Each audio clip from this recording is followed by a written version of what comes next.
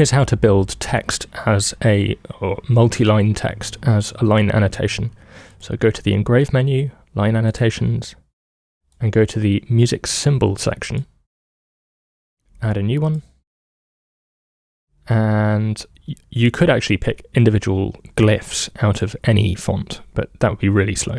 So if you go into the text section up here, set one of your existing font styles. Go font playing technique.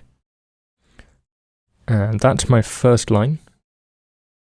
And for some reason this switches back to font.bar number, but switch it again to font.playing technique. This is some text. And you'll find that this comes to the right-hand side. Just drag it down. I'm just kind of doing this by eye. And that's kind of all there is to it. You name it.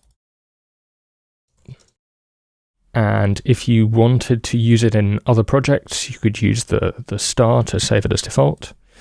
You could build it into a line so that it appears actually in the right panel. So you could build a new line, pick whatever line you want to use.